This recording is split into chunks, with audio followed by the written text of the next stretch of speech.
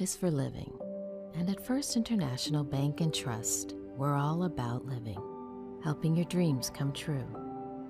Because we're not just in the banking business. We're in the first home business, the community sponsorship business, the how do I make this happen business, making your banking life easy so you can focus on what matters most. First International Bank and Trust. Live first.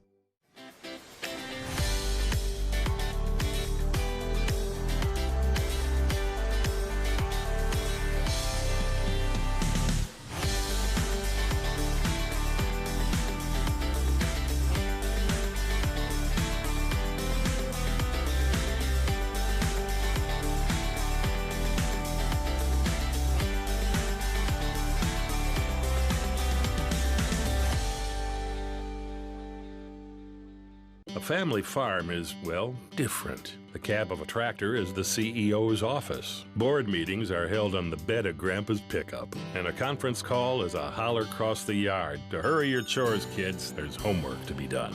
A family farm is about family pride as much as profit. Farmers Union Insurance believes this way of life is worth protecting because this isn't just where we work, it's also our family's home. Farmers Union Insurance, simply different.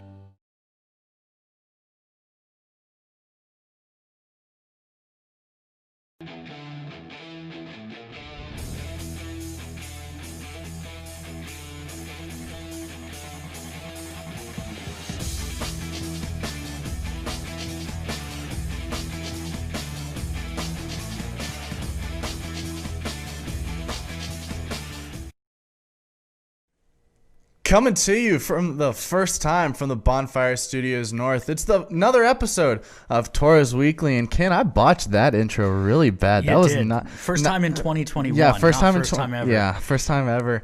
Jeez. You can tell it's been a couple weeks. A little rusty here on Tauros Weekly.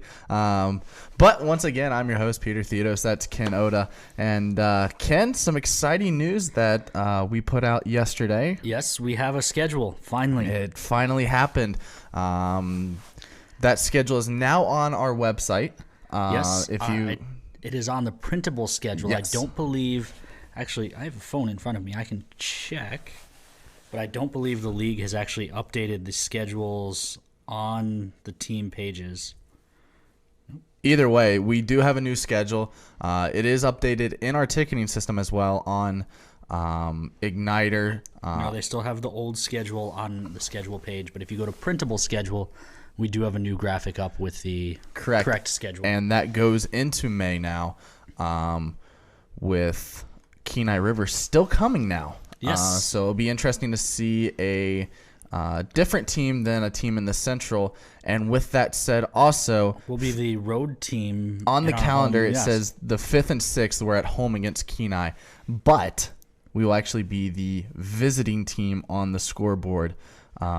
Just trying not to confuse fans too much there. The good news for our season ticket holders will get those games, even though they are considered road games. We are not the home team. It is Kenai River's home games, but our season ticket holders will get in as part of their season ticket package for that. So once again, from a fan perspective, you won't notice anything different. We're still going to do our intros, our show, so to speak. Different jerseys. Maybe. We might as well. I haven't actually talked to Chris. Might as well break out the Reds. Chris from Kenai about what we're doing jersey-wise there. But, fans won't notice much of a difference. It'll feel like a Tauros home game. But on the ice, Kenai will be the home team. They'll get last change, all that type of stuff, all the advantages that the home team would normally get.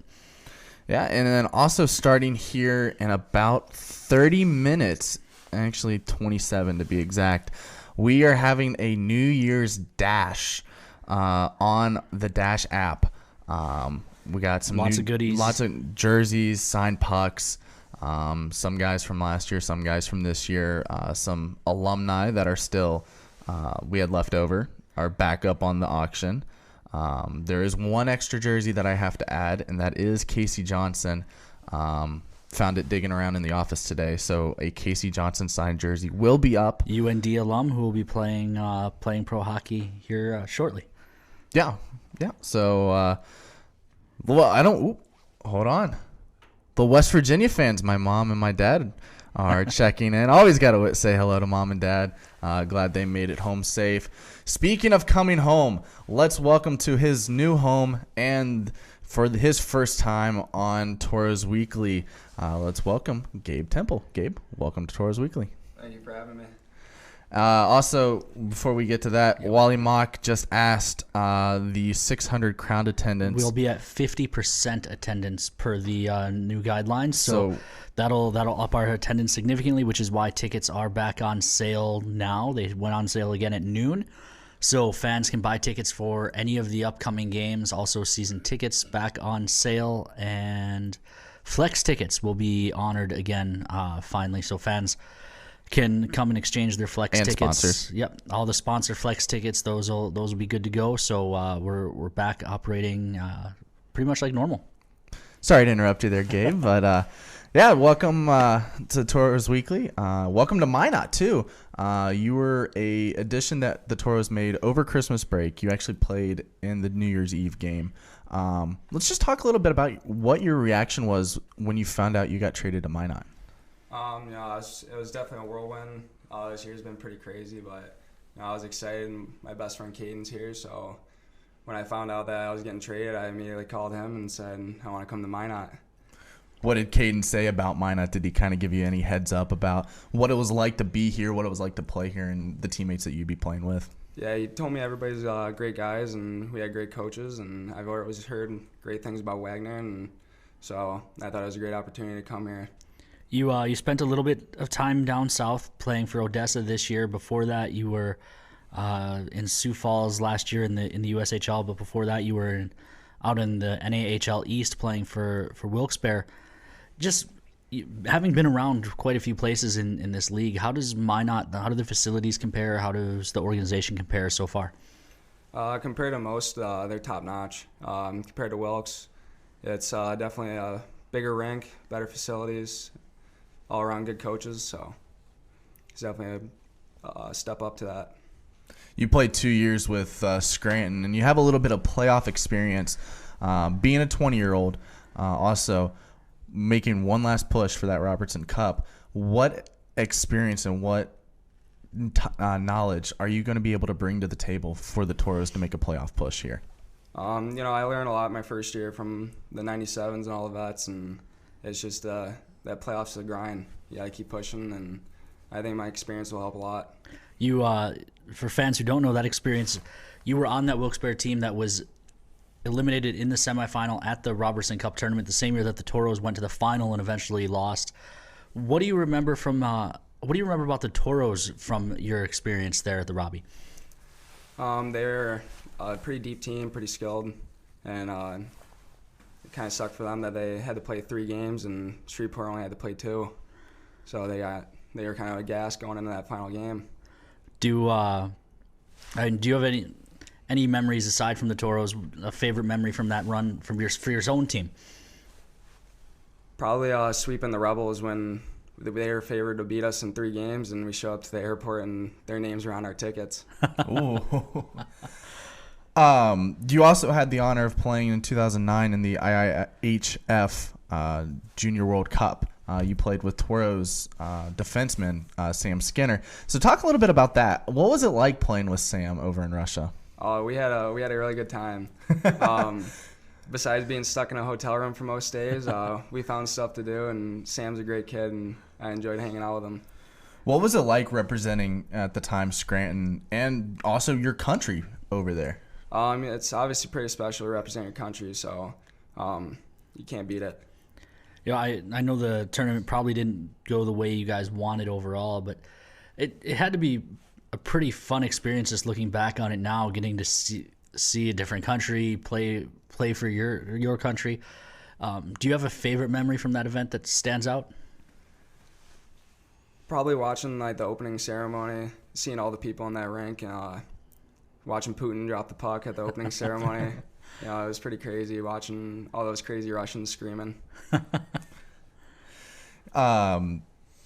With being here, you're new, obviously, so you're trying to fit in. Is there any current or former NHL player that you kind of model your game after to kind of give the fans a perspective of how you like to play?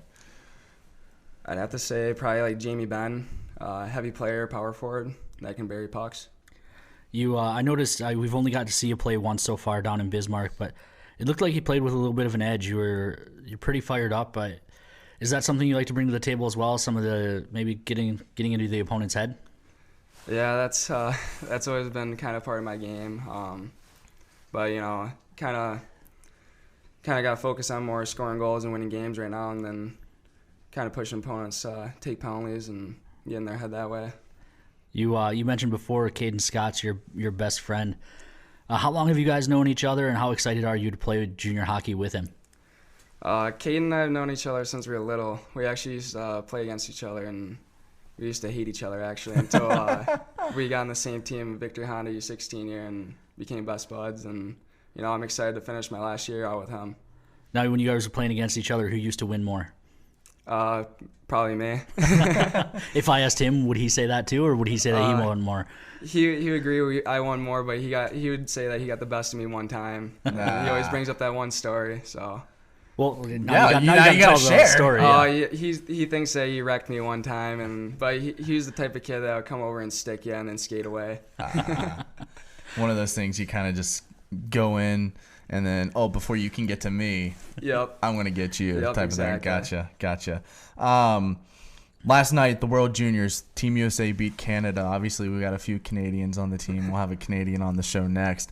Know some of them hung out here at the Bachhoven's place where we're at filming. What was that like, kind of just watching that game with your teammates? And was there any kind of friendly any wagers in the locker room? Or yeah, there's Kincaid had a wager with with Reed over that, but we didn't have I'll any. have to ask him about that then. We didn't have any Canadians here, so it was mostly USA guys. So it was pretty exciting. Was there any talk in the locker room this morning at practice about it? Yeah, I wore my USA hat today and pointed at Kincaid and said, "Here you go, bud." Well, Gabe, welcome to Minot. It's a pleasure that we get to have you here, and we look forward to seeing you back on the ice January 15th. Thank you. All righty, Gabe, thanks for coming on the show. I appreciate it. That, fans, is once again Gabe Temple, and we'll go ahead and bring in Robert Kincaid. So we'll switch here real quick. Headphones? Can't take those headphones with you, bud.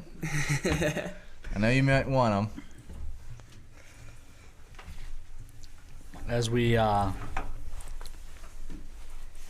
bring Robert in, I will say, fans, we are up to 50% now, so tickets are available. I see that's still being talked about on the feed, so make sure that gets out there. That yes, we are up to 50%, so tickets are definitely available, and we're hoping to pack the place. Well, I guess we can't pack the place, but we're hoping to get as many fans as we can in here the 15th and 16th when Kincaid comes to town. We're going to pack the place like the Astros won the World Series with an asterisk.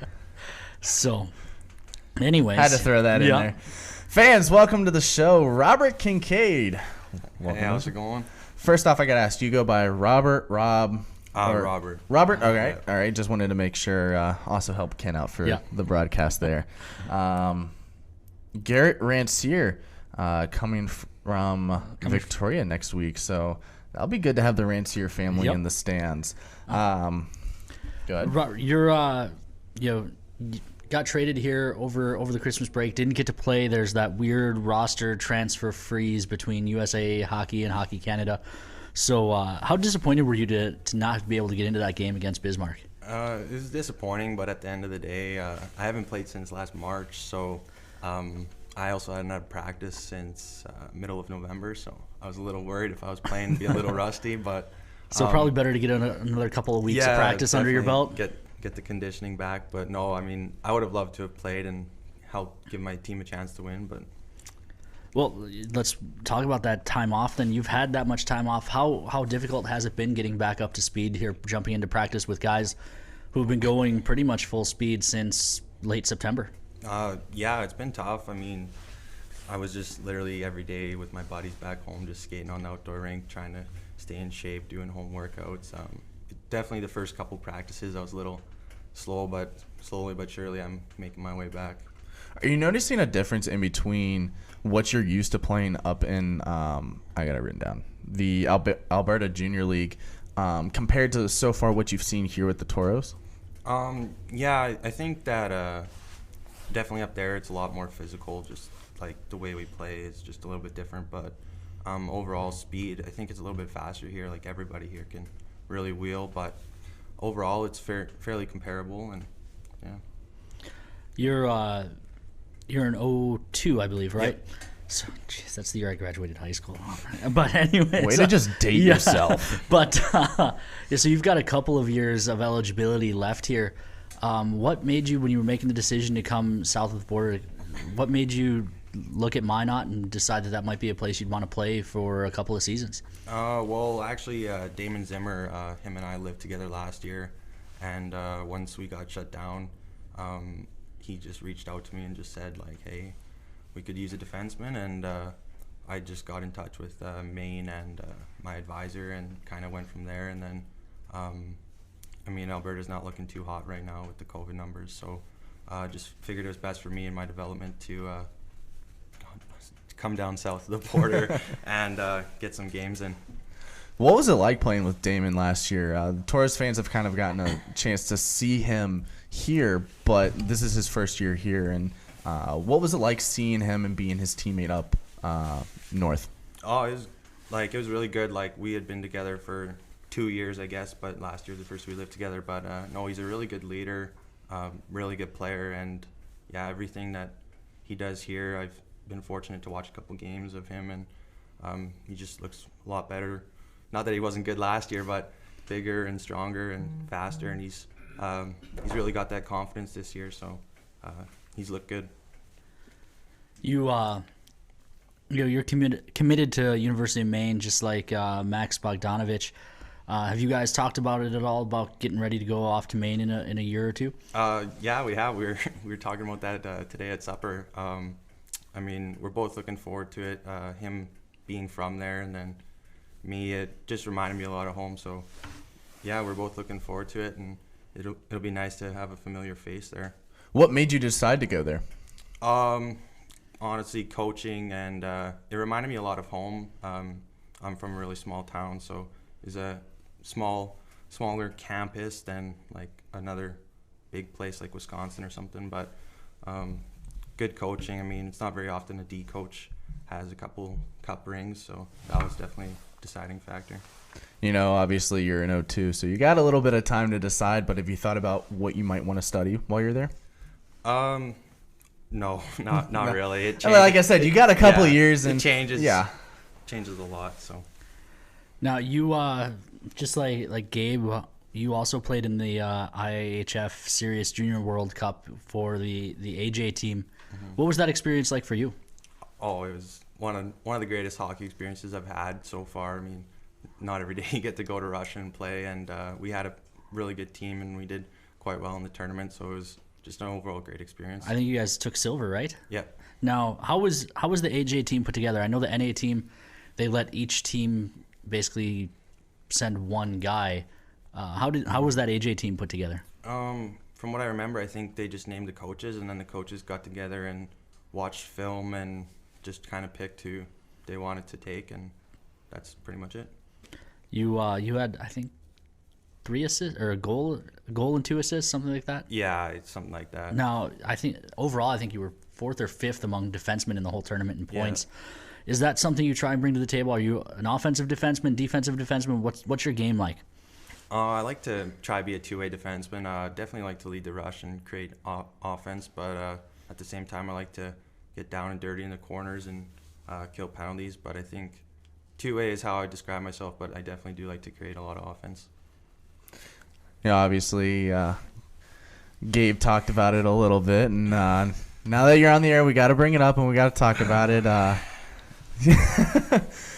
Obviously, you couldn't be too happy with watching the game last night and the outcome. Who'd you end up watching the game with? Just Damon or some of the other guys?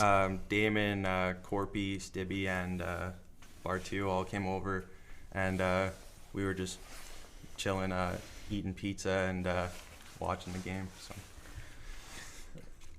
Corpy couldn't have been a fun guy for you to watch that game with. I gotta think Corpy was chirping you a little bit. Yeah, I wanted to choke him out. I was so mad at him. But yeah. Hey, they made a great run, and we appreciate you coming on the show, and we're glad to have you here in Minot, and hopefully for the next couple of years you can leave a mark on the town and make it feel like home. Yeah, so thanks for having me. Yeah, that's Robert Kincaid, fans. From where are you from again? I forget. I know this is bad. Marhead. Okay. Marhead, Alberta. Alberta. All right. New guys, we haven't had time to memorize the bios. Yeah. So haven't had time to update the bios either. Yeah. So I think that's that's all we got. Yeah. Once again, the Dash auction on Dash, the new Dash app, DASHAPP.io, double P, APP.io.